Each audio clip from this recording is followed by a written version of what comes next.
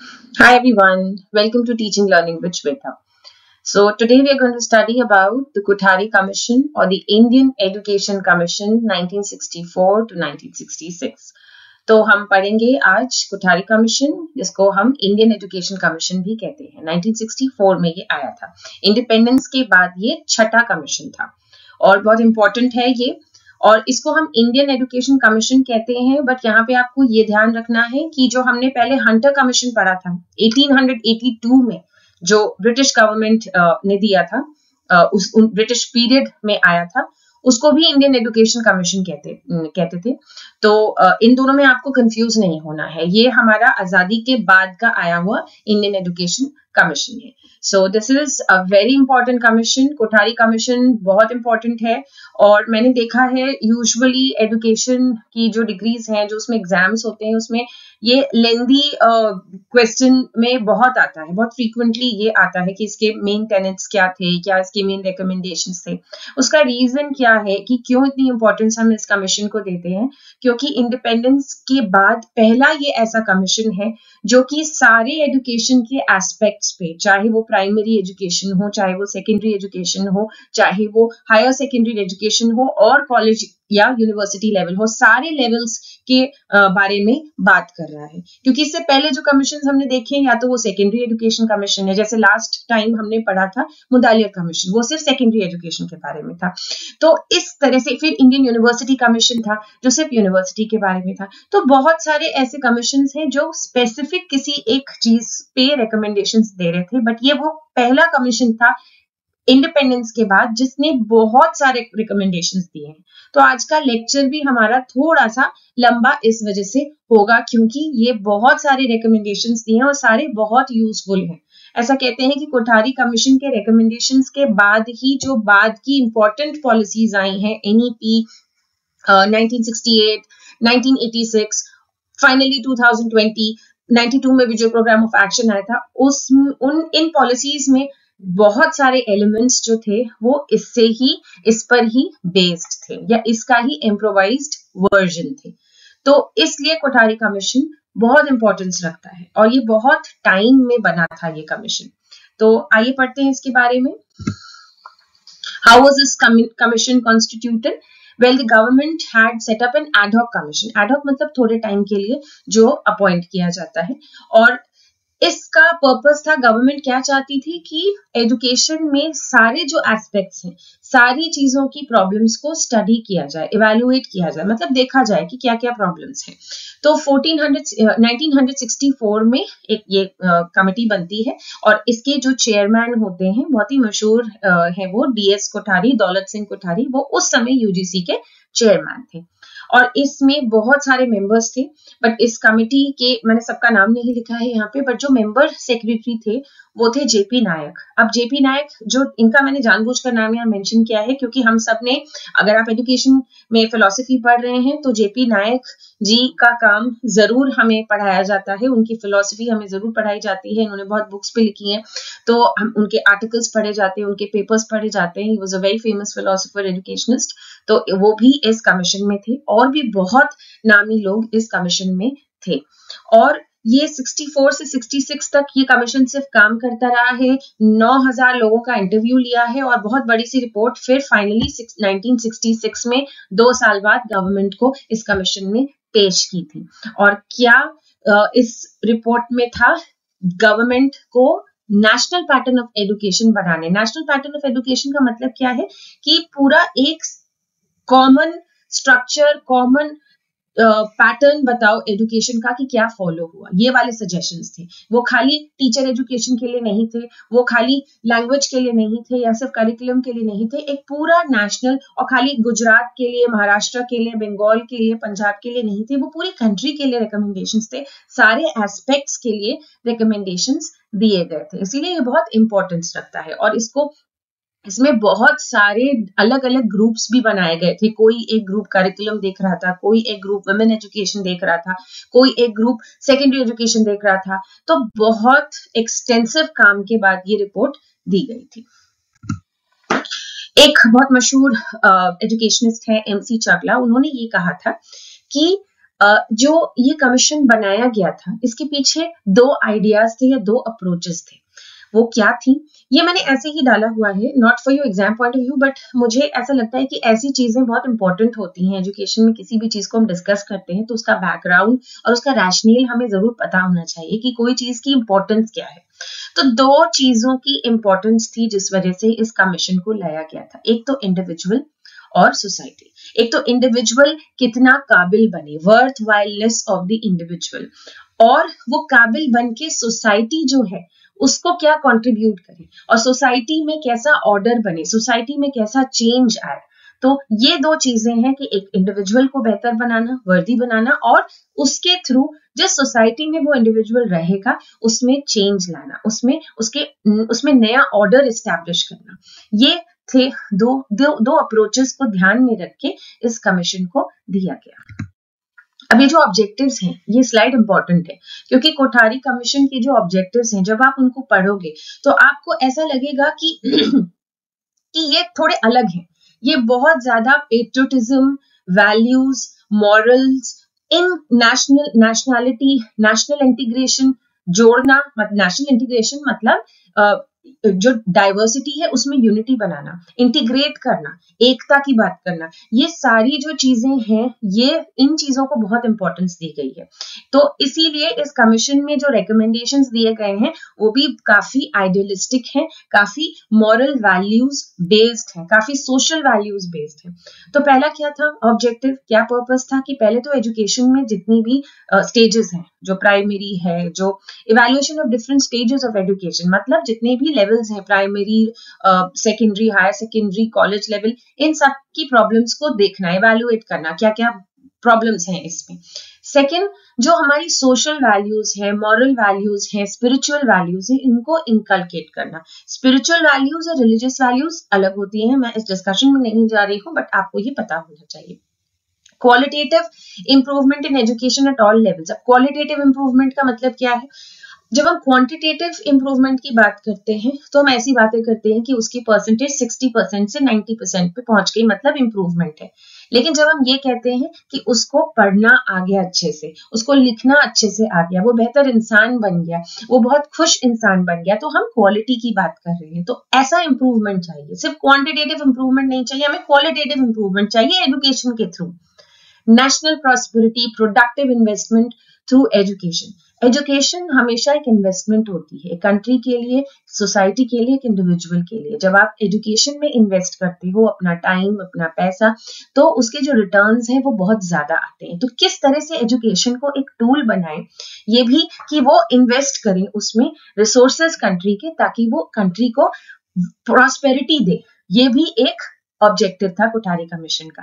Modernisation तो था ही education के थ्रू, और नेशनल इंटीग्रेशन, ऐसी एक एजुकेशन का सिस्टम आए, ऐसा एक सिस्टम आए एजुकेशन का जो सारे इंडियंस को एक साथ बांधे, उनको डिवाइड ना करे। क्योंकि हमने पहले भी पढ़ा है कि जो ब्रिटिश सिस्टम ऑफ एजुकेशन था वो इंडिया को काफी डिवाइड करने की कोशिश कर रहा था, अपर क्लास, लोअर क्लास।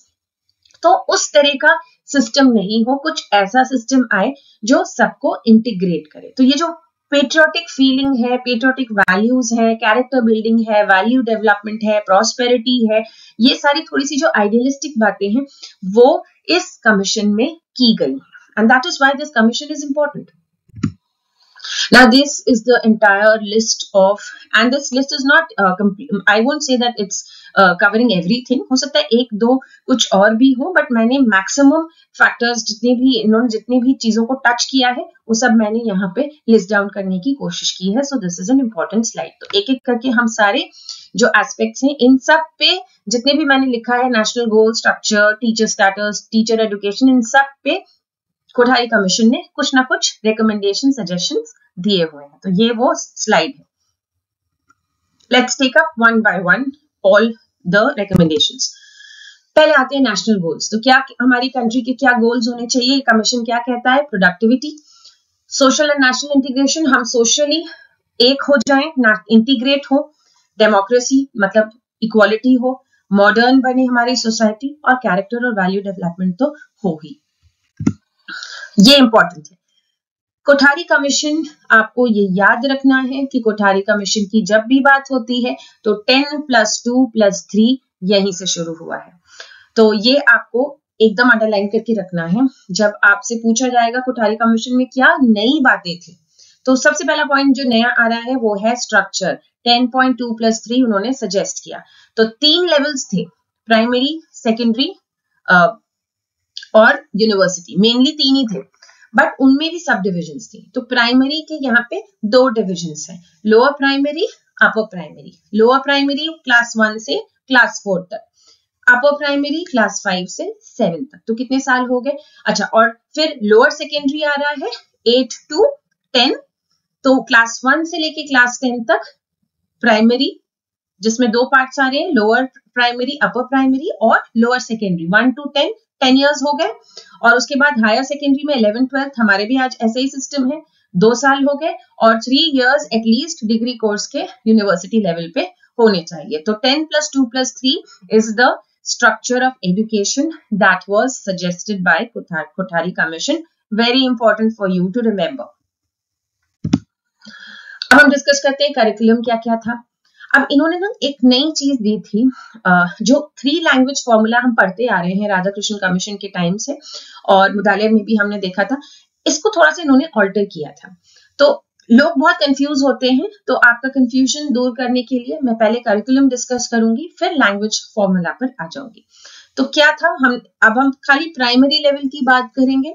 तो 2 पार्ट्स हैं यहाँ पे, lower primary, upper primary. Lower primary class 1 to 4 सिर्फ एक ही लैंग्वेज पढ़नी है, मदर टंग। अब मदर टंग उसकी रीजनल लैंग्वेज भी हो सकती है। मैं आपको एग्जांपल दूं, अगर मैं पंजाब में पैदा हुई हूं तो Punjabi is my mother tongue as well as regional language. But if I am Hindi speaking, my parents are Hindi speaking and I am born in Punjab, then my regional language is Punjabi, but my mother tongue is Hindi. In that case, I will study Hindi. But अगर कोई Punjabi Hindi speaking state में जाता है, तो वो जो है वो अपनी मदर टंग पंजाबी में पढ़ेगा 1 to 4 में। तो प्रेफरेंस किसको दी जा रही है? मदर टंग को। और रीजनल लैंग्वेज और मदर टंग अगर एक ही है तो कोई बात नहीं, अगर डिफरेंट है तो प्रेफरेंस दी जाएगी मदर टंग को। ये हो गया। बाकी जो सब्जेक्ट्स थे वो मैंने लिखे हुए हैं। मैथमेटिक्स पढ़ने हैं बच्चों के, जो 1 to 4 जो बच्चों का सब्जेक्ट होता है उसमें फिजिक्स, केमिस्ट्री, बायोलॉजी अलग से नहीं होती है, एनवायरमेंटल साइंस होता है, creative activities, art and craft. Work ex को बहुत इंपॉर्टेंस दी है यहाँ पे, वर्क एक्सपीरियंस कोठारी कमीशन की खासियत है, दूसरी खासियत है। मैं पूरे प्रेजेंटेशन में बताती जाऊंगी कि क्या क्या खासियत है। तो वर्क एक्सपीरियंस यहाँ पे इंपॉर्टेंट है, सोशल सर्विस इंपॉर्टेंट है, और हेल्थ एजुकेशन, ये कोठारी कमीशन की खासियत थी। अपर प्राइमरी में 2 लैंग्वेजेस आ गई, मदर टंग रीजनल लैंग्वेज में से कोई एक। अगर फिर से मैं वही एग्जांपल दूंगी, अगर मैं पंजाब में, गुजरात में पैदा हो रही हूँ, मेरी मदर टंग गुजराती नहीं है, तो फिर मैं गुजराती नहीं, मैं जो मेरी मदर टंग है उसमें वो वाली लैंग्वेज सीखूंगी। अगर मैं वहां पे पैदा हो रही हूँ और मेरी रीजनल लैंग्वेज भी मदर टंग सेम है तो कोई इश्यू नहीं है, तो फिर रीजनल लैंग्वेज या मदर लैंग्वेज में से कोई भी। एंड इंग्लिश भी मुझे पढ़नी है, तो 2 लैंग्वेजेस आ गई। अपर प्राइमरी में इंग्लिश कंपल्सरीली पढ़नी है। बाकी जो सब्जेक्ट्स हैं वो ऑलमोस्ट सेम है, mathematics, science, social science, art, work experience, physical education यहाँ पे ऐड हो रहा है, मॉरल एंड स्पिरिचुअल एजुकेशन भी यहाँ पे दी जा रही है, क्योंकि कोठारी कमीशन ने मॉरलिटी, स्पिरिचुअल एजुकेशन इन सबकी बात की है। अब हमने प्राइमरी के दोनों लेवल्स कवर कर लिए। Now we move on to lower secondary level which is 8 to 10। यहाँ पे 3 लैंग्वेजेस हैं लेकिन 2 ग्रुप्स हैं, एक तो हिंदी स्पीकिंग और नॉन हिंदी स्पीकिंग एरियाज। अब जो नॉन हिंदी स्पीकिंग एरियाज हैं, कोठारी कमीशन चाहता था हिंदी, कोठारी कमीशन का ये मानना था, अब ये सही है गलत है इस डिबेट में मैं नहीं पढ़ रही हूँ, जो था जैसा था मैं वैसा ही आपको समझाऊंगी कि 3 जो कोठारी कमीशन ने एक जगह लिखा हुआ है कि Hindi is the union language of the union, तो हिंदी सबको आनी चाहिए, चाहे वो हिंदी स्पीकिंग स्टेट हो या नॉन हिंदी स्पीकिंग स्टेट हो। तो जो नॉन हिंदी स्पीकिंग एरियाज हैं वो अपनी मदर टंग रीजनल लैंग्वेज तो वो पढ़ ही सकते हैं। हो सकता है उनकी मदर टंग रीजनल लैंग्वेज अलग हो, वो कहीं पे पैदा हुए हो और उनकी मदर टंग और रीजनल लैंग्वेज अलग हो सकती है या सेम भी हो सकती है, बट प्रेफरेंस मदर टंग को मिलेगी, वो तो उनको सीखनी ही है।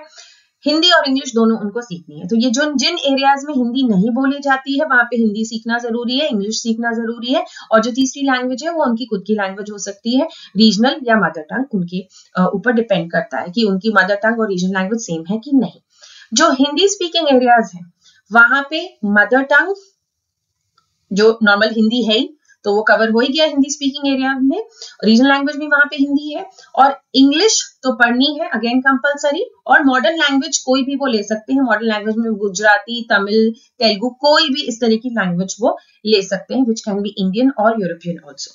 सो बेसिकली इनका कहने का मतलब ये है, लोअर सेकेंडरी लेवल पर मदर टंग आपको पढ़नी है, चाहे वो आपकी हिंदी हो या ना हो। अगर आपकी मदर टंग हिंदी नहीं है तो हिंदी आपको पढ़नी है, इंग्लिश भी आपको पढ़नी है।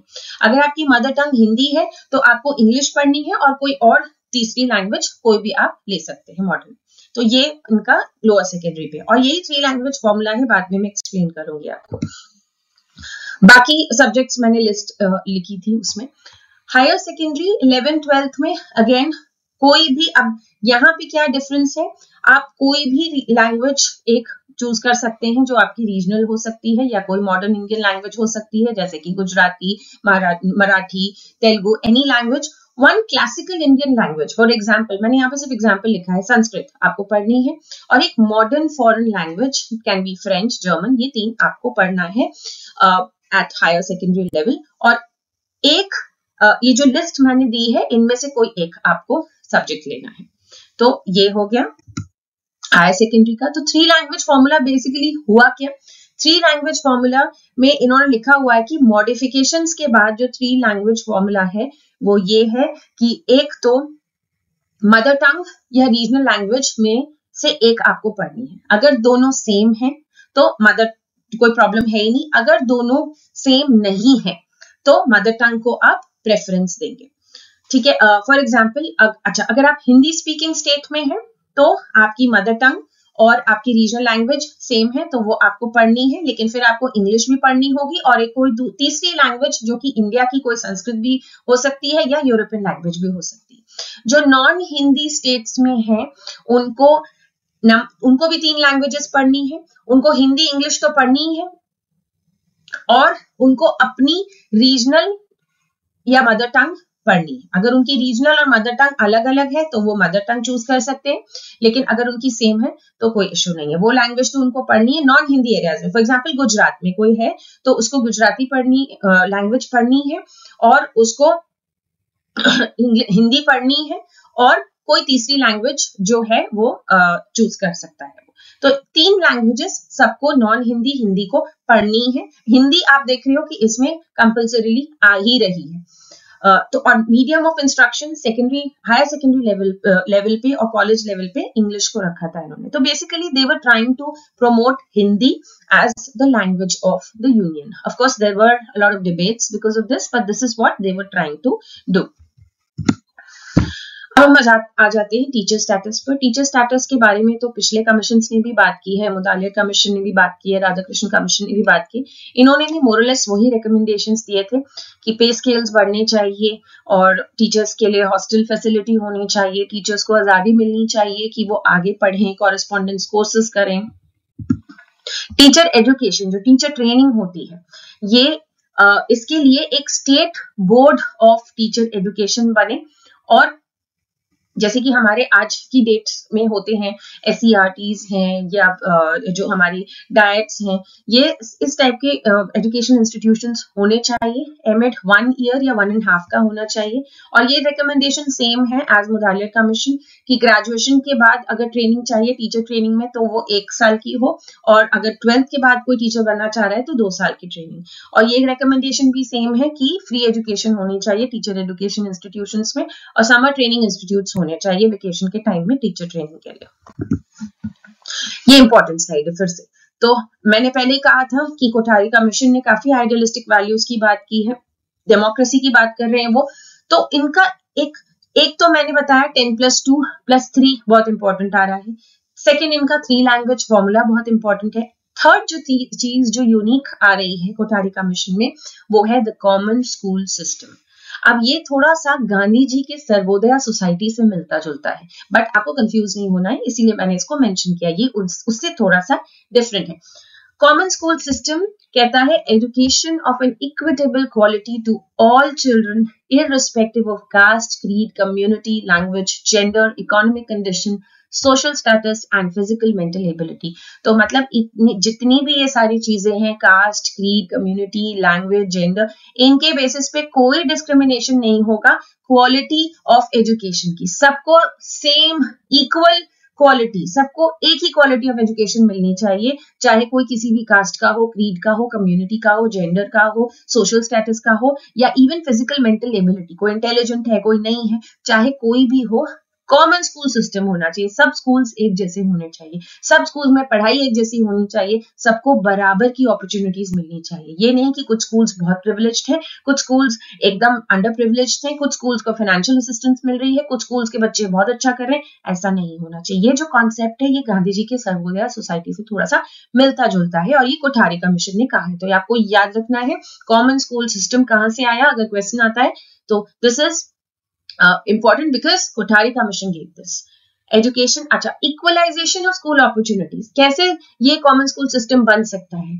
जब हम एजुकेशन कम दाम पर दें, हम जब उसका मिनिमम कॉस्ट लें, जब हम बहुत सारी किताबें प्रोड्यूस करें और लाइब्रेरीज में रखें तो ज्यादा बच्चों को मिलेगी, जब हम उनको स्कॉलरशिप दें, फाइनेंशियल हेल्प दें और फ्री एजुकेशन दें, तब जाके ये कॉमन स्कूल सिस्टम या इक्वल अपॉर्चुनिटी स्कूल अपॉर्चुनिटी सबको उपलब्ध हो सकती है। तो ये सारी चीजें करने बोला था कोठारी कमीशन ने। स्कूल एजुकेशन को एक्सपैंड करना है, number of primary schools increase करनी है, एडमिशंस बॉयज और गर्ल्स के 5 और 7 पे जो है इंक्रीज करने चाहिए 5 और 7 इयर्स की एज पर। फिर हम एग्जामिनेशंस की अगर हम बात करें तो इन्होंने बहुत सारे रिकमेंडेशंस एग्जाम्स के लिए भी दिए थे और इन्होंने पहले तो ये एक्सेप्ट किया कि एग्जामिनेशन सिस्टम बहुत फ्लॉड है, बहुत प्रॉब्लम्स हैं और एक एग्जाम होता है साल के एंड में। ये राधाकृष्ण कमीशन ने भी बोला था, ये मुदालिया कमीशन ने भी बोला था कि बार बार एक ही एग्जाम जो होता है और बहुत सारे एग्जामिनर्स होते हैं, उनकी आपस में अंडरस्टैंडिंग नहीं होती है, एग्जाम्स बहुत अनसाइकोलॉजिकली, बहुत सारा कंटेंट होता है, बहुत कम टाइम का होता है, बहुत स्ट्रेसफुल होते हैं। तो इससे अच्छा आप स्टैंडर्ड अचीवमेंट टेस्ट्स रखिए, छोटे बच्चों के लिए ओरल एग्जामिनेशंस रखिए, इन क्लास में जो काम हो रहा है उसके भी मार्क्स रखिए, इंटरनल असेसमेंट्स करिए और ऑब्जेक्टिव टाइप क्वेश्चंस को आप इंक्लूड करिए एक्सटर्नल एग्जाम्स में। खाली वो 20-20 और 10-10 नंबर के क्वेश्चंस नहीं होने चाहिए। ये सारे रिकमेंडेशंस एग्जाम्स और इवैल्यूएशन के लिए बोले गए। स्कूल एडमिनिस्ट्रेशन में हमने पहले पढ़ लिया है common school system. Education department teaching को सुपरवाइज करे, देखिए टीचर्स कैसे पढ़ा रहे हैं। और एक, sorry for the spelling mistake, schools होगा वहां पे, स्टेट बोर्ड ऑफ स्कूल्स बने एक स्कूल का, जैसे SCRT है और NCRT है, वो कॉन्सेप्ट इन्होंने थोड़ा सा सजेस्ट किया था कि स्टेट बोर्ड, SCRT और NCRT स्कूल एजुकेशन को एडवाइज करने के लिए या उसके मैटर्स को देखने के लिए, उसके सारी चीजों को देखने के लिए, सुपरवाइज करने के लिए ये इस तरह का बोर्ड होना चाहिए। डिसिप्लिन को लेके अगेन ये भी बहुत इंपॉर्टेंट पॉइंट है, कोठारी कमीशन में हम कह सकते हैं एक नया पॉइंट है। क्या क्या नए पॉइंट अभी तक हमने कर लिए? 10+2+3 common school system, value system की बात की है और डिसिप्लिन की बात की है। तो डिसिप्लिन में क्या है यहाँ पे, वो ये कहते थे, कोठारी कमीशन ने काफी सारे लोगों को इंटरव्यू किया था और उसके बाद ये कहा था कि डिसिप्लिन की बहुत प्रॉब्लम्स है। और डिसिप्लिन किस वजह से, इनडिसिप्लिन की बहुत प्रॉब्लम है। और इनडिसिप्लिन क्यों है स्कूल्स में?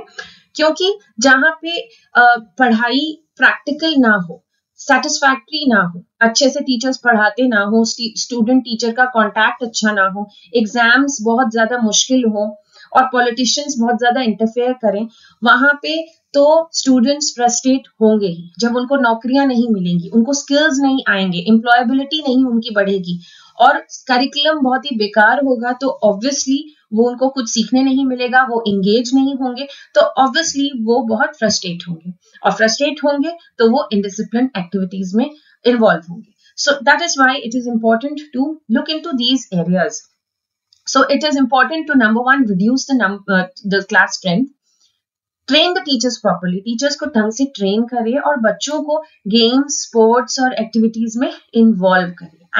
And this commission also talked about lesser interference of politicians in education. उसके लिए भी बोला गया था कि politicians जो इतना interfere करते हैं पढ़ाई में, वो interference कम होनी चाहिए. तो इस वजह से discipline को उन्होंने काफी importance दी है. तो this is also very important point. Higher education में उन्होंने कहा था कि 6 न्यू यूनिवर्सिटीज बनाई जाएं जहां पे इंग्लिश में ही पोस्ट ग्रेजुएट कोर्सेज को पढ़ाया जाए और बहुत सिलेक्ट करके एडमिशंस हो और एडवांस लेवल के कोर्सेज हो। तो ये 6 यूनिवर्सिटीज का सजेशन दिया था इन्होंने। एंड डिग्री कॉलेजेस को यूनिवर्सिटीज में बदला जाए और ये जो एग्जामिनर्स आते हैं इतना पैसे लेते हैं इवैल्यूएशन के लिए, ये सिस्टम बंद कर देना चाहिए। तो ये हायर एजुकेशन के लिए भी इन्होंने, कॉलेज एजुकेशन के लिए भी ये इन्होंने रिकमेंडेशंस दी है। एग्रीकल्चरल एजुकेशन, ये हमने पहले भी लिया हुआ है राधाकृष्ण कमीशन में, मुतालिया कमीशन में, कि रूरल यूनिवर्सिटीज होनी चाहिए हर स्टेट में और सेकेंडरी स्कूल्स में एग्रीकल्चर पढ़ाया जाना चाहिए। प्राइमरी में भी थोड़ा बहुत आइडिया देना चाहिए एग्रीकल्चर का। एग्रीकल्चरल पॉलिटेक्निक्स बननी चाहिए और स्कॉलरशिप्स मिलनी चाहिए। इनमें कोई भी ऐसा कोई न्यू रिकमेंडेशन नहीं था एग्रीकल्चरल एजुकेशन का। वोकेशनल और टेक्निकल एजुकेशन की यहाँ पे कोठारी कमीशन ने कुछ नए सजेशंस दिए थे कि इंजीनियरिंग में गर्ल्स को भी रखा जाए और 3rd ईयर ऑफ इंजीनियरिंग में थोड़ा सा प्रैक्टिकल ट्रेनिंग दी जाए कि उनको इंडस्ट्रीज विजिट्स में या इंडस्ट्री इंटर्नशिप ऐसी चीजों में उनको इन्वॉल्व किया जाए। एरोनॉटिक्स, केमिकल टेक्नोलॉजी, ये सब इनकरेज किया जाए, इनके कोर्सेज लाए जाएं और शॉर्ट कोर्सेज और कॉरेस्पॉन्डेंस कोर्सेज भी स्टार्ट किए जाए। साइंस एजुकेशन के बारे में कोठारी कमीशन ने बहुत स्ट्रांगली बोला था कि साइंस और मैथमेटिक्स के लिए स्टडी सेंटर्स बनाए जाएं, इनमें स्टूडेंट्स बहुत सारे हों और बहुत फेमस साइंटिस्ट्स पूरी दुनिया से बुलाए जाएं और बच्चों को ये थोड़ा सा इंस्पायर करें। और एमएससी के बाद एक और डिग्री को इंट्रोड्यूस करो एटलीस्ट 1 साल की। समर इंस्टीट्यूट्स ऑफ साइंस बनाओ और टीचर्स को अच्छे से ट्रेन करो for science teaching. Adult education भी एक नया पॉइंट है कोठारी कमीशन का। उन्होंने कहा कि उनका ये एम था कि अगले 20 साल, वो 1964 में वो ये कह रहे हैं कि 1984 तक इलिटरेसी इंडिया में खत्म हो जाए। स्कूल सिर्फ पढ़ाई के लिए ही नहीं है बल्कि कम्युनिटी सर्विस के लिए है। कम्युनिटी वाला सोसाइटी की जनरल सेवा के लिए भी हो, सबको एजुकेशन मिले, कॉरेस्पॉन्डेंस कोर्सेज बड़ों के लिए हो और एक नेशनल बोर्ड को एक बॉडी बने एडल्ट एजुकेशन के लिए जो एडल्ट एजुकेशन का के मैटर्स को डील करे। विमेन एजुकेशन में उन्होंने बहुत ज्यादा नहीं बोला है, बस उन्होंने यही कहा था कि 100 में से खाली 55 औरतें थी जो प्राइमरी एजुकेशन में एडमिशन लेती थी और उनमें से 26 ही सेकेंडरी लेवल पे जा पाती थी। औरतें, उन्होंने माना कि औरतें आदमियों से बहुत पिछड़ी थी एजुकेशन में, बट बहुत ज्यादा रिकमेंडेशंस उन्होंने नहीं दिए कि कैसे विमेन एजुकेशन को बढ़ाया जा सकता था। ये अगेन एक इम्पॉर्टेंट पॉइंट है। स्पेशल चिल्ड्रन की बात की है इन्होंने। जो बच्चे जिनका IQ 55 से कम है उनको मेंटली रिटार्डेड में रखा जाता है कैटेगरी में। तो 33% of school going children are mentally retarded. और जो 25 लाख डिसेबल्ड है, डिसेबिलिटी बहुत तरह की होती है जिसमें से एक होती है मेंटल रिटार्डेशन। तो जो 25 लाख बच्चे, उन्होंने ऐसा आंकड़े निकाले थे, 25 लाख में से 14 से 16 लाख जो बच्चे हैं वो तो मेंटली रिटार्डेड हैं। तो उनकी पढ़ाई का क्या? वो मेंटली रिटार्डेड है, उसके बाद उनमें गरीबी है और उनको अच्छा ट्रीटमेंट, उनके साथ डिस्क्रिमिनेशन होता है, कोई उनको पढ़ाना नहीं चाहता है, उनके पास अपॉर्चुनिटीज नहीं है, इंक्लूसिव स्कूल्स नहीं है, तो या तो वो एजुकेशन ले नहीं रहे हैं या एजुकेशन छोड़ दे रहे हैं। तो उनके लिए स्पेशल स्कूल्स बनने चाहिए, उनका इंतजाम होना चाहिए कुछ। और सिर्फ यही बच्चे नहीं, जो गिफ्टेड बच्चे हैं, जो एक्सेप्शनली जिनका IQ हाई है, जो क्रिएटिव है, उनके लिए भी कुछ टेस्ट होने चाहिए। कब होने चाहिए? जब प्राइमरी खत्म हो रहा है, लोअर प्राइमरी क्लास 7 में, और जब लोअर सेकेंडरी खत्म हो रहा है 10th में। तो क्लास 7 और 10th की एंड में कोई टेस्ट रखो ताकि हम आइडेंटिफाई कर पाए कि टैलेंटेड और गिफ्टेड स्टूडेंट्स कौन है। तो ये एक नया रिकमेंडेशन था स्पेशल चिल्ड्रन के लिए, जिसमें मेंटली रिटार्डेड और गिफ्टेड दोनों के लिए उन्होंने बात की है। यूनिवर्सिटी के लिए तो कोठारी कमीशन यूनिवर्सिटी एजुकेशन के लिए जाना जाता है कि इन्होंने ये कहा था कि यूनिवर्सिटीज को ऑटोनॉमी मिले, फ्रीडम मिले, उनमें कोई जो बॉडीज हैं, ये बॉडीज मतलब ये जैसे NCT, NCERT, ये सब बॉडीज हैं, इस तरह की ऑर्गेनाइजेशंस इनमें इंटरफेयर ना करें, इनको आजादी हो अपने मैटर्स खुद डिसाइड करने में। और इनमें रिसर्च, पोस्ट ग्रेजुएट जैसे MSc, MBA, इसमें भी आपने देखा होगा रिसर्च करनी होती है और थीसिस बनानी होती है। तो कोठारी कमीशन उसको काफी इंकरेज कर रहा था कि यूनिवर्सिटीज में जो मास्टर्स लेवल की कोर्सेज हैं उसमें रिसर्च अच्छी होनी चाहिए, लाइब्रेरी, लैबोरेटरीज बेटर बनाओ, इंफ्रास्ट्रक्चर इंप्रूव करो और फंडिंग अच्छी मिले। जो पैसे मिलते हैं, ग्रांट्स मिलते हैं, वो यूनिवर्सिटी में ज्यादा मिलेगा गवर्नमेंट से। ये भी एक इंपॉर्टेंट पॉइंट है, वेस्टेज एंड स्टैग्नेशन। ये भी कोठारी कमीशन ने बहुत एम्फेसिस दी है इस पे। Common school, 10+2 language and language, 3 language formula, then ये जो अभी हमने पढ़ा था इससे पहले, special schools, then comes wastage and stagnation. ये भी बहुत इंपॉर्टेंट पॉइंट है। इन्होंने ये माना कि मिडिल एजुकेशन के बाद जो सेकेंडरी, लोअर सेकेंडरी और अपर प्राइमरी के बाद बहुत से स्टूडेंट्स छोड़ देते हैं, ड्रॉप आउट कर देते हैं, बहुत से फेल हो जाते हैं, और 3 में से हमेशा एक बच्चा ड्रॉप आउट करता है या फेल होता है। और इसकी बहुत बड़ी वजह है हमारी एग्जाम्स बहुत गंदी तरह से होते हैं, तो वेस्ट बहुत होता है। जो पोटेंशियल है, जो टैलेंट है, जो इंडिविजुअल है, वो अगर एजुकेशन नहीं लेगा, छोड़ देगा, तो वो वेस्टेज ही तो है और स्टैग्नेशन ही तो है। हमारी कंट्री की ग्रोथ रुक ही तो रही है, स्टैग्नेट ही तो हम हो रहे हैं। तो ये उन्होंने चिंता व्यक्त की इसमें।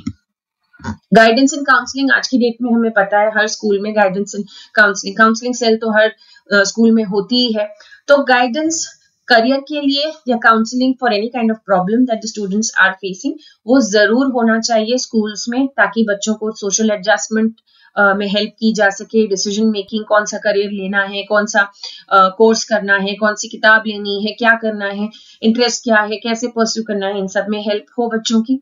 और जो एडोलसेंट वाला जो है, क्योंकि हम ये जो स्कूल में 10+2+3 स्ट्रक्चर पढ़ रहे हैं, इसमें 10 साल जो है बच्चा क्लास 10 तक जाता है और उसके बाद भी वो 2 साल और एडोलसेंट रहता है। एडल्ट एजुकेशन, एडल्ट वो बनता है 12th पास करने के बाद, ऐसा नॉर्मल केसेस में। सो 18 तक तो वो एडोलसेंट है, और एडोलसेंट हम जानते हैं कि ऐसी एज होती है जहां बहुत सारी प्रॉब्लम्स होती हैं, बहुत सारे चेंजेस होते हैं बॉडी में, और फिजिकल चेंजेस, सोशल चेंजेस। तो ऐसे बच्चों को बहुत सारी प्रॉब्लम्स होती हैं, उनको डील करने के लिए एक काउंसलिंग सेल मस्ट है। और इन काउंसलिंग सेल्स में, गाइडेंस सर्विसेज में जो सर्विसेज दे रहे हैं, वो ऐसे वैसे कोई टीचर्स ना हो या ऐसे ही कोई ना बैठ जाए, वो प्रॉपर्ली ट्रेन्ड और क्वालिफाइड हो। तो ये यहाँ से आ रहा है ये कॉन्सेप्ट। तो हमने सारे इंपॉर्टेंट मेजर हमने डिस्कस कर ही लिए। तो ये जो स्लाइड है, ये है मेरिट्स। ये मेरिट्स भी है, और क्या खास बात कोठारी कमीशन ने की है और क्या उसमें खास है, वो भी आप इस स्लाइड से आप सेम पॉइंट्स आप यूज कर सकते हैं। तो एक तो जो सबसे अच्छी बात है कोठारी कमीशन की, कि ये सारे एस्पेक्ट्स को कवर कर रहा था। वो कॉम्प्रिहेंसिव थी, बड़ी थी, डिटेल थी, इन द सेंस इसने सिर्फ टीचर एजुकेशन या सेकेंडरी एजुकेशन को नहीं लिया, इसने सारे लेवल्स को लिया है। और जो खास बात है, ये बात करते हैं नेशनल इंटीग्रेशन की, ये सोशल वैल्यूज की, डेमोक्रेसी की, और सोशल सर्विस की, कैरेक्टर डेवलपमेंट की, इस तरह की सारी, और पेट्रियोटिज्म की।